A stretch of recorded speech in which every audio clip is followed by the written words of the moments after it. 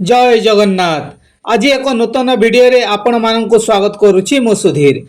वीडियोटी को प्रथम रु शेष जाए देखंतु सबु बुझी पारिबे एवं किछि भल शिक्षा पाई पारिबे। अधा अधूरा वीडियो देखिले किछि लाभ नाही, तेणु वीडियोटी को प्रथम रु शेष जाए ध्यान देई देखंतु। आज आमे एही वीडियो रे जानिबा तुलसी चौरा रे पानी देबा समय रे केउ तीनोटी शब्द कहिले सबु दुख विपतरु मुक्ति मिले, घरु दरिद्रता दूर हो जाए, सबु प्रकार मनस्कामना पूर्ण हुए। से विषय रे मु कहिबाकु जाउछि। एक समयर कथा, देवी सत्यभामा श्रीकृष्ण को तुलसी गछरे पानी देवार महत्व पचारिले। भगवान श्रीकृष्ण महत्व शुणाई थिले।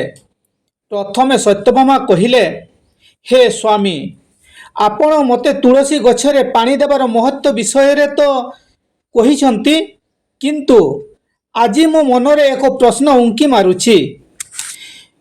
तुलसी गछरे केमिति पानी दिया जाए, तार सर्वोत्तम विधि कौन अछि, तथा तुलसी को पानी देवार मंत्र कौन अछि? दयाकरी सबु प्रश्नर उत्तर दियंतु। भगवान श्रीकृष्ण देवी सत्यभामा को कहिले, हे प्रिया, जेमिति मु तुलसी रे महत्व शुणाइछि, सेहीपरि तुलसी को पानी देवा समय रे जो मंत्र कह जाए तार मध्य महत्व बहुत अच्छी। यही मंत्र केवल 3 शब्दर अच्छी, किंतु यार प्रभाव बहुत कल्याणकारी अटे। जो मनीष तुलसी को पानी देवा समय रे निज मुहरे केवल यही 3 शब्द कही दियंती, तेबे साक्षात लक्ष्मी तांको घरे प्रवेश करती, तांको दरिद्रता समाप्ति हो जाए, तांको धन धान्य प्राप्ति होइथाय।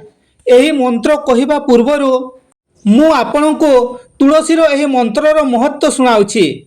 एही कथा को सुनिबा मात्रे ही मनीषर पाप नष्ट हो जाए। मनीष को 100 वर्ष जाए तुलसी को पानी देवार पुण्य प्राप्ति होइथाय। एथिपई आपण एही कथा को ध्यानर सहित शुणंतु।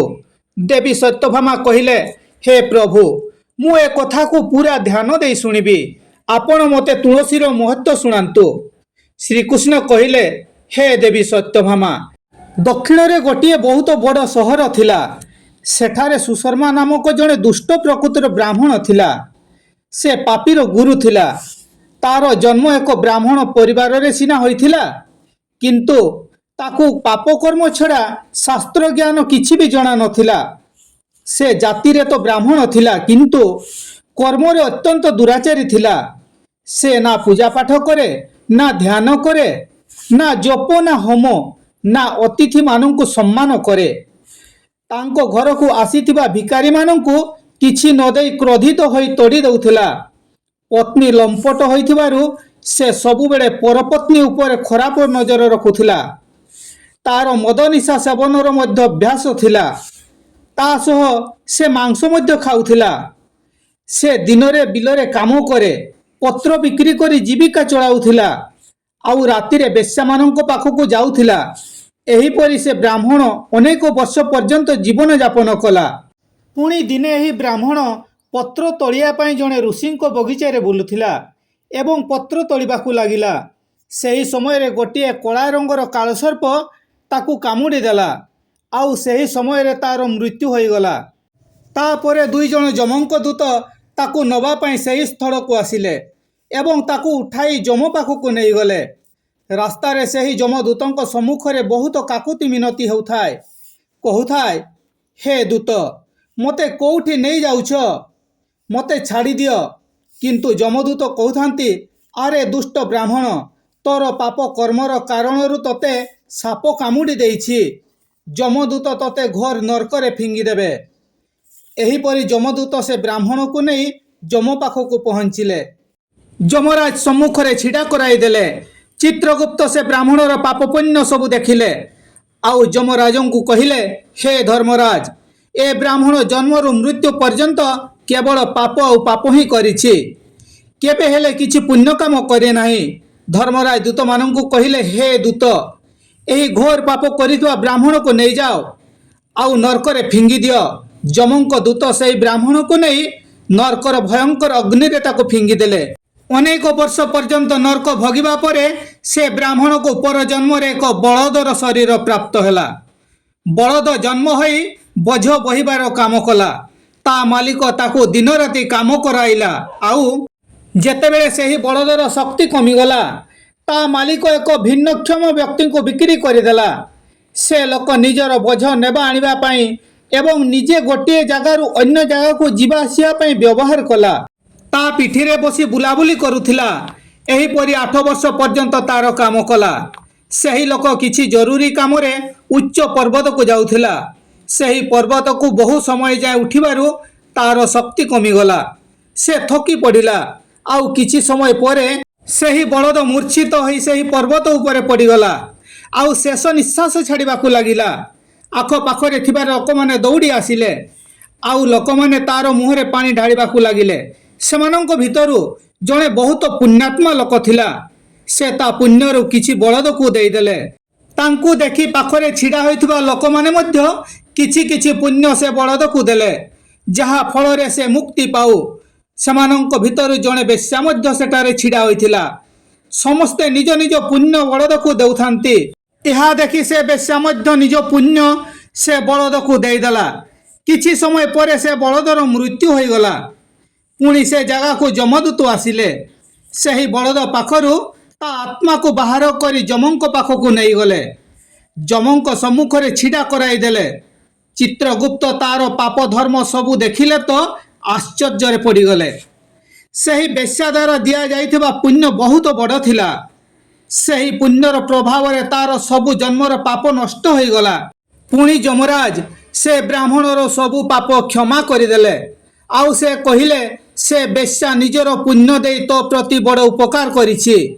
କେବଳ ତାର ପୁଣ୍ୟର କାରଣରୁ ତୁମର ସବୁ ଜନ୍ମର ପାପ ନଷ୍ଟ ହୋଇଗଲା। ଯମରାଜ ପୁଣି ତାକୁ ମଣିଷ ଜନ୍ମ ପ୍ରଦାନ କଲେ। ଏଥର ପୃଥିବୀକୁ ଆସି ଜଣେ ଉତ୍ତମ ବ୍ରାହ୍ମଣ ଘରେ ଜନ୍ମ ନେଲା। ସେହି ମହାପୁଣ୍ୟର ପ୍ରଭାବରେ ତାକୁ ଏ ନୂଆ ଜନ୍ମରେ ପୂର୍ବ ଜନ୍ମର ସବୁ କଥା ମନେ ପଡ଼ିବାକୁ ଲାଗିଲା। ଯେତେବେଳେ ବ୍ରାହ୍ମଣ ବଡ଼ ହୋଇଗଲା, ସେତେବେଳେ ତାକୁ ମନେ ପଡ଼ିଗଲା ପୂର୍ବ ଜନ୍ମରେ ଯେତେବେଳେ ବଳଦ ଥିଲା, ସେତେବେଳେ ଜଣେ ବେଶ୍ୟା ତାକୁ ପୁଣ୍ୟ ଦେଇଥିଲେ। ଏଇଥିପାଇଁ ସେ ବେଶ୍ୟା ବିଷୟରେ ତାଙ୍କୁ ଜାଣିବାକୁ ଇଚ୍ଛା ହେଲା। ଆଉ ସେହି ମହାପୁଣ୍ୟ ବିଷୟରେ ଜାଣିବା ପାଇଁ ସେ ବେଶ୍ୟାର ଠିକଣା ଖୋଜି ଖୋଜି ତାର ଗାଁକୁ ଗଲା। ସେ ବେଶ୍ୟା ଏବେ ବୁଢ଼ୀ ହୋଇଯାଇଥିଲା। ଯେତେବେଳେ ସେ ବେଶ୍ୟା ସହିତ ତାର ଦେଖା ହୋଇଯାଏ, ତା ସାମ୍ନାକୁ ଯାଇ ତାକୁ ବାରମ୍ବାର ତାକୁ ପ୍ରଣାମ କଲା। ଆଉ ସେହି ବେଶ୍ୟାର ଧନ୍ୟବାଦ କରିବାକୁ ଲାଗିଲା। ସେ ବେଶ୍ୟା କହିଲା, ହେ ବ୍ରାହ୍ମଣ ଶ୍ରେଷ୍ଠ, ଆପଣ କିଏ? କେଉଁ କାରଣରୁ ମୋତେ ପ୍ରଣାମ କରୁଛନ୍ତି ଆଉ ମୋତେ ଧନ୍ୟବାଦ ଦେଉଛନ୍ତି? ସେତେବେଳେ ସେ ବ୍ରାହ୍ମଣ କହିଲା, ହେ ମା, ମୁଁ ସେହି ବଳଦ ଯାହାକୁ ତୁମେ ତୁମର ପୁଣ୍ୟ ଦେଇଥିଲ। ନିଜ ପାପ କର୍ମର କାରଣରୁ ପୂର୍ବ ଜନ୍ମରେ ମୋତେ ବଳଦ ଜନ୍ମ ନେବାକୁ ପଡ଼ିଥିଲା। ସେ ପର୍ବତ ଉପରେ ଯେତେବେଳେ ମୁଁ ମରିଯାଉଥିଲି, ସେତେବେଳେ ତୁମେ ମୋତେ ତୁମର ପୁଣ୍ୟ ଦେଇଥିଲ। ତୁମର ପୁଣ୍ୟର ପ୍ରଭାବରେ ହିଁ ଆଜି ପୁଣି ମୋତେ ମଣିଷ ଜନ୍ମ ମିଳିଛି। ତୁମର ଦେଇଥିବା ପୁଣ୍ୟ କାରଣରୁ ମୋର ପୂର୍ବ ଜନ୍ମର ସବୁ କଥା ମନେ ପଡ଼ିଯାଉଛି। କିନ୍ତୁ ହେ ମା, ମୁଁ ଏଠାକୁ ଏଇଥିପାଇଁ ଆସିଛି, ତୁମେ ତୁମର କେଉଁ ପୁଣ୍ୟ ମୋତେ ଦେଇଥିଲ, ଯାହା କାରଣରୁ ମୋର ସବୁ ଜନ୍ମର ପାପ ନଷ୍ଟ ହୋଇଯାଇଛି। ମୁଁ ସେହି ପୁଣ୍ୟ ବିଷୟରେ ଜାଣିବାକୁ ଚାହୁଁଛି। ବେଶ୍ୟା କହିଲା, ହେ ବ୍ରାହ୍ମଣ ଶ୍ରେଷ୍ଠ, ମୁଁ ତ ମୋର ଜୀବନ କାଳରେ କିଛି ବି ପୁଣ୍ୟ କାମ କରିନାହିଁ। କିନ୍ତୁ ମୋ ଘରେ ଗୋଟିଏ ଶୁଆ ଅଛି, ଯିଏ ପିଞ୍ଜରାରେ ରହି ସବୁବେଳେ କିଛି କହୁଥାଏ, ଯାହା ଶୁଣି ମୋର ମନ ପବିତ୍ର ହୋଇଯାଇଛି। ସେହି ଶୁଆ କହୁଥିବା ମନ୍ତ୍ର ମୁଁ ତୁମକୁ ଦାନରେ ଦେଇଥିଲି। ତାପରେ ସେ ବ୍ରାହ୍ମଣ ଆଉ ବେଶ୍ୟା ଦୁହେଁ ସେହି ଶୁଆ ପାଖକୁ ଗଲେ। ଆଉ ତାକୁ ପଚାରିଲେ, ହେ ଶୁଆ, ତୁମେ କେଉଁ ମନ୍ତ୍ର ସବୁବେଳେ କହୁଥାଅ, ଯାହାଦ୍ୱାରା ଆମ ଜୀବନର ଉଦ୍ଧାର ହୋଇଛି? ଏ ମନ୍ତ୍ର ତୁମକୁ କିଏ ଶିଖାଇଛି? ଆଉ ମନ୍ତ୍ରର ଅର୍ଥ କ'ଣ ହୋଇଥାଇପାରେ? ସେତେବେଳେ ଶୁଆ ତାର ପୂର୍ବ ଜନ୍ମର ସମସ୍ତ କଥା କହିବାକୁ ଲାଗିଲା। ସେ କହିଲା, ହେ ବ୍ରାହ୍ମଣ ଶ୍ରେଷ୍ଠ, ପୂର୍ବ ଜନ୍ମରେ ମୁଁ ଜଣେ ବ୍ରାହ୍ମଣ ଥିଲି। ମୁଁ ମୋର ଜ୍ଞାନର ଅହଙ୍କାରରେ ଅନ୍ଧ ହୋଇଯାଇଥିଲି। ମୁଁ କେବେ ଗୁରୁଜନମାନଙ୍କୁ ଆଦର ସମ୍ମାନ କରୁନଥିଲି। ସବୁବେଳେ ମୁଁ ତାଙ୍କର ଅପମାନ କରୁଥିଲି। ମୋତେ ମୋର ଜ୍ଞାନର ଏତେ ଗର୍ବ ହୋଇଯାଇଥିଲା ଯେ, ଯେଉଁ କାରଣରୁ ମୋର କ୍ରୋଧ ବହୁତ ଅଧିକ ବଢ଼ିଗଲା। ମୁଁ କାହାକୁ ଖାତିର କରୁନଥିଲି। ମଣିଷକୁ ତୁଚ୍ଛ ବୋଲି ଭାବୁଥିଲି। ପଣ୍ଡିତମାନଙ୍କୁ ସଭାସ୍ଥଳୀରେ ଅପମାନ କରୁଥିଲି। ତାପରେ ମୋର ମୃତ୍ୟୁ ହୋଇଗଲା। ମୋତେ ଯମଲୋକ ନେଇଗଲେ। ପୂଜନୀୟ ଗୁରୁଜନମାନଙ୍କୁ ଅପମାନ କରୁଥିବା କାରଣରୁ ମୋତେ ଶୁଆ କୂଳରେ ଦେଇଦେଲେ। ଆଉ ମୋର ଜନ୍ମ ଗୋଟିଏ ଶୁଆ ରୂପରେ ହେଲା। ମୋର ପାପ କର୍ମର କାରଣରୁ ମୋର ବାଲ୍ୟ ଅବସ୍ଥାରେ ହିଁ ମୋର ମାତା ପିତାଙ୍କର ମୃତ୍ୟୁ ହୋଇଗଲା। ପରେ ମୁଁ ଗୋଟିଏ ଗଛ ଡାଳରେ ବସି କାନ୍ଦୁଥିଲି। ସେହି ରାସ୍ତା ଦେଇ କିଛି ଋଷି ଯାଉଥିଲେ। ସେମାନେ ମୋର ଦୟନୀୟ କାନ୍ଦଣା ଶୁଣି ସେମାନେ ମୋତେ ତାଙ୍କ ଆଶ୍ରମକୁ ନେଇଗଲେ। ସେ ଆଶ୍ରମରେ ମୋତେ ଗୋଟିଏ ସୁନ୍ଦର ପିଞ୍ଜରାରେ ରଖିଲେ। ସେମାନେ ବହୁତ ଭଲ ଭାବରେ ମୋର ଦେଖାଶୁଣା କଲେ। ସେମାନେ ମୋତେ ସବୁଦିନ ଖାଇବାକୁ ଦେଉଥିଲେ। ସେହି ସ୍ଥାନରେ ଋଷିମୁନି ତାଙ୍କ ପତ୍ନୀ ପିଲାଛୁଆ ସମସ୍ତେ ତୁଳସୀ ଗଛରେ ପାଣି ଦେଉଥିଲେ ଆଉ ତା ସମ୍ମୁଖରେ ଗୋଟିଏ ମନ୍ତ୍ର ଜପ କରୁଥିଲେ। ତାଙ୍କ ମୁହଁରୁ ବାରମ୍ବାର ଶୁଣି ଶୁଣି ତାକୁ ମୁଁ ମନେ ରଖିଲି। ସେହିଦିନଠାରୁ ମୁଁ ସେହି ମନ୍ତ୍ରକୁ ଶିଖିଛି ଆଉ ସେହି ମନ୍ତ୍ରକୁ ମୁଁ ଦିନ ରାତି କହୁଥାଏ। ସେହି ମନ୍ତ୍ର ପ୍ରଭାବରୁ ମୋର ମୃତ୍ୟୁ ହୋଇନାହିଁ ଆଉ ମୋର ଆୟୁ 100 ବର୍ଷ ହୋଇଗଲା। ଆଉ ମୁଁ ଏତେ ବର୍ଷ ଯାଏଁ ବଞ୍ଚିଛି। ଏହି ସମୟ ଭିତରେ ଗୋଟିଏ ଚୋର ଆସିଲା। ମୋତେ ଏକା ଦେଖି ସେଠାରୁ ଚୋରି କରିନେଲା ଆଉ ସେହି ଚୋର ପାଖରୁ ଏହି ବେଶ୍ୟା ମୋତେ କିଣିଲା। ଏ ବେଶ୍ୟାର ଘରକୁ ଆସିବା ପରେ ମଧ୍ୟ ମୁଁ ସେହି ମନ୍ତ୍ରକୁ ସବୁବେଳେ କହୁଥାଏ। ଏହା ଶୁଣି ଏହି ବେଶ୍ୟାର ମନ ବି ପବିତ୍ର ହୋଇଗଲା ଆଉ ସେ ବେଶ୍ୟା କାମ ଛାଡ଼ି ଭଗବାନ ବିଷ୍ଣୁଙ୍କୁ ଭକ୍ତି କରିବାକୁ ଲାଗିଲା। ସେହି ମନ୍ତ୍ରର ପ୍ରଭାବରେ ମୋର ପୂର୍ବ ଜନ୍ମର ସବୁ ପାପ ନଷ୍ଟ ହୋଇଗଲା ଆଉ ସେହି ମନ୍ତ୍ରର ପ୍ରଭାବରେ ଏ ବେଶ୍ୟାର ବି ମନ ପବିତ୍ର ହୋଇଗଲା। ହେ ବ୍ରାହ୍ମଣ ଶ୍ରେଷ୍ଠ, ସେହି ମନ୍ତ୍ରର ପ୍ରଭାବରେ ଆପଣ ବି ପାପମୁକ୍ତ ହୋଇଛନ୍ତି। ଏହିପରି ଶୁଆ ସେହି ବେଶ୍ୟା ଆଉ ବ୍ରାହ୍ମଣକୁ ସବୁ ବୃତ୍ତାନ୍ତ ଶୁଣାଇଲା। ଏହା ଶୁଣି ବ୍ରାହ୍ମଣ ଆଉ ବେଶ୍ୟା ବହୁତ ଖୁସି ହେଲେ ଆଉ ସେମାନେ ଦୁହେଁ ସବୁଦିନ ତୁଳସୀକୁ ପାଣି ଦେଇ ସେହି ମନ୍ତ୍ରକୁ ଜପ କରିବାକୁ ଲାଗିଲେ। ପରେ ସେହି ଶୁଆ, ବେଶ୍ୟା, ବ୍ରାହ୍ମଣ 3 ଜଣ ସେହି ମନ୍ତ୍ରର ପ୍ରଭାବରେ ଦିବ୍ୟ ବିମାନରେ ବସି ବୈକୁଣ୍ଠକୁ ଚାଲିଗଲେ। ଶ୍ରୀକୃଷ୍ଣ କହିଲେ, ହେ ଦେବୀ ସତ୍ୟଭାମା, ଆପଣ ଦେଖିଲେ ତୁଳସୀର ଏ ମନ୍ତ୍ରର ପ୍ରଭାବରେ ସେଇ ଶୁଆ, ସେଇ ବେଶ୍ୟା ଆଉ ସେଇ ବ୍ରାହ୍ମଣର ସବୁ ପାପ ନଷ୍ଟ ହୋଇଗଲା। ଏଇଥିପାଇଁ ପ୍ରତ୍ୟେକ ମଣିଷକୁ ସବୁଦିନ ତୁଳସୀ ଗଛରେ ପାଣି ଦେବା ସମୟରେ ଏହି ମନ୍ତ୍ରକୁ ନିଶ୍ଚିତ କହିବା ଆବଶ୍ୟକ। ହେ ଦେବୀ, ସେ ମନ୍ତ୍ର ଏହି ପ୍ରକାରର। ଏହାକୁ ଆପଣ ଧ୍ୟାନ ଦେଇ ଶୁଣନ୍ତୁ। ଓଂ ବୃନ୍ଦାବନୀ ସ୍ୱାହା, ଓଂ ବୃନ୍ଦାବନୀ ସ୍ୱାହା, ଓଂ ବୃନ୍ଦାବନୀ ସ୍ୱାହା। ଶ୍ରୀକୃଷ୍ଣ କହୁଛନ୍ତି, ଯେଉଁ ନାରୀ ତୁଳସୀ ଗଛରେ ପାଣି ଦେବା ସମୟରେ ଏହି ମନ୍ତ୍ରକୁ ଜପ କରନ୍ତି ସେ ସୌଭାଗ୍ୟବତୀ ହୁଅନ୍ତି। ଯେଉଁ ପୁରୁଷ ତୁଳସୀ ଗଛରେ ପାଣି ଦେବା ସମୟରେ ଏହି ମନ୍ତ୍ରର ଜପ କରିବେ ତାଙ୍କୁ ଅକ୍ଷୟ ଧନ ପ୍ରାପ୍ତି ହେବ। ଯେଉଁ ଘରେ ସବୁଦିନ ତୁଳସୀର ପୂଜା କରିବେ ସେହି ଘରେ ସାକ୍ଷାତ ଲକ୍ଷ୍ମୀଙ୍କ ବାସ ହେବ। ତୁଳସୀ ମାଙ୍କ ଏହି ମନ୍ତ୍ର ଫଳଦାୟକ, ସିଦ୍ଧିକୁ ପ୍ରଦାନ କରିଥାଏ।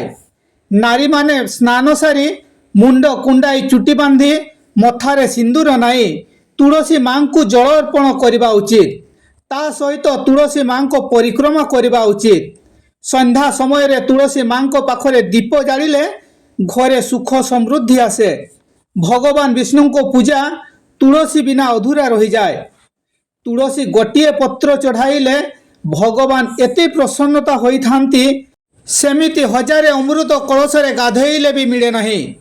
ଯିଏ ବି ବ୍ୟକ୍ତି ତୁଳସୀ ମାଙ୍କ ସମ୍ମାନ କରିବ ଆଉ ଯିଏ ଏହି ମନ୍ତ୍ରର ଜପ କରିବ ସେ କେବଳ ଏ ଜନ୍ମରେ ନୁହେଁ ପରଲୋକରେ ମଧ୍ୟ ଶୁଭ ଫଳ ପ୍ରାପ୍ତି ହେବ। ଏମିତି ଫଳ ତୁଳସୀ ମାଙ୍କ ପତ୍ର ଦାନରୁ ମିଳିଥାଏ। ଯିଏ ମୃତ୍ୟୁ ସମୟରେ ତୁଳସୀର ଜଳ ଗ୍ରହଣ କରେ ଏମିତି ବ୍ୟକ୍ତି ସବୁ ପାପରୁ ମୁକ୍ତି ହୋଇ ଭଗବାନ ବିଷ୍ଣୁଙ୍କ ଧାମକୁ ଯାଇଥାଏ। ଭଗବାନ ବିଷ୍ଣୁ କହନ୍ତି, ପୂର୍ଣ୍ଣିମା, ଅମାବାସ୍ୟା, ଦ୍ୱାଦଶୀ ଆଉ ସୂର୍ଯ୍ୟ ସଂକ୍ରାନ୍ତି ଦିନ ମଧ୍ୟାହ୍ନ କାଳରାତ୍ରି ଅଶୌଚ ହୋଇ ତେଲ ଲଗାଇ ସ୍ନାନ ନ କରି ଅଥବା ବିନା ହାତଗୋଡ଼ ଧୋଇ ରାତ୍ରିର ବସ୍ତ୍ର ପିନ୍ଧି ତୁଳସୀର ପତ୍ର ତୋଳିବା ମହାପାପ ହୋଇଥାଏ। ଶ୍ରାଦ୍ଧ, ବ୍ରତ, ପ୍ରତିଷ୍ଠା, ଦେବତା ପୂଜା ପାଇଁ ତୋଳା ଯାଇଥିବା ତୁଳସୀ ପତ୍ର 3 ରାତି ପର୍ଯ୍ୟନ୍ତ ପବିତ୍ର ରହିଥାଏ। ତୁଳସୀର ପତ୍ରକୁ ନଷ୍ଟ ନ କରି ଏହାର ଅଗ୍ରଭାଗକୁ ତୋଳିବା ଉଚିତ। ତୁଳସୀର ଫୁଲ, ଜଟାକୁ ସବୁଠାରୁ ଶ୍ରେଷ୍ଠ ମନାଯାଏ। ଏହାକୁ ତୋଳିବା ସମୟରେ ପତ୍ର ଥିବା ଆବଶ୍ୟକ। ଗଛକୁ ନ ହଲାଇ କେବଳ ତାର ଅଗ୍ରଭାଗକୁ ତୋଳିବା ଉଚିତ। ତୁଳସୀର ପତ୍ରକୁ କେବେ ନଖରେ ଛିଡ଼ାଇବେ ନାହିଁ। ଏମିତି କଲେ ପୂଜାର ଫଳ ଲକ୍ଷେ ଗୁଣ ବଢ଼ିଥାଏ। ରାତ୍ରି ସମୟରେ ତୁଳସୀ ଗଛକୁ ଛୁଇଁବା କିମ୍ବା ପତ୍ର ତୋଳିବା ଅଶୁଭ ମନାଯାଏ, କାହିଁକି ନା ରାତ୍ରି ସମୟରେ ସେ ନିଦ୍ରା ଅବସ୍ଥାରେ ଥାନ୍ତି। ଏମିତି ଅବସ୍ଥାରେ ପତ୍ର ତୋଳିଲେ ପାପ ଲାଗିଥାଏ। ଗୁରୁବାର ଦିନ ତୁଳସୀ ଗଛରେ କ୍ଷୀର ଅର୍ପଣ କରନ୍ତୁ। କ୍ଷୀର ଢାଳିବା ସମୟରେ ଓಂ ନମୋ ଭାଗବତେ ବାସୁଦେବାୟ ଏହି ମନ୍ତ୍ରର ଜପ ନିଶ୍ଚିତ କରନ୍ତୁ। ଯଦି କୌଣସି ନାରୀ ମାସିକ ଧର୍ମରେ ଥାନ୍ତି ତେବେ ତୁଳସୀ ଗଛକୁ ଛୁଅନ୍ତୁ ନାହିଁ କିମ୍ବା ପୂଜା କରନ୍ତୁ ନାହିଁ। ମାସିକ ଧର୍ମ ସମୟରେ ପୂଜା କଲେ ନାରୀର ଦୁର୍ଗତି ବଢ଼ିଥାଏ। ଏହିପରି ଭଗବାନ ଶ୍ରୀକୃଷ୍ଣ ଦେବୀ ସତ୍ୟଭାମାଙ୍କୁ ଜଳ ଦେବାର ମହତ୍ତ୍ୱ ଶୁଣାଇଲେ। ଯଦି ଭିଡ଼ିଓଟି ଭଲ ଲାଗିଲା ତେବେ ଗୋଟିଏ ଲାଇକ୍ କରିଦିଅନ୍ତୁ। ଚ୍ୟାନେଲକୁ ଯଦି ସବସ୍କ୍ରାଇବ୍ କରିନାହାନ୍ତି ତେବେ ଗୋଟିଏ ସବସ୍କ୍ରାଇବ୍ କରିଦିଅନ୍ତୁ। ଆଉ ସାଙ୍ଗସାଥିମାନଙ୍କ ପାଖକୁ ସେୟାର କରନ୍ତୁ। ଜୟ ଜଗନ୍ନାଥ।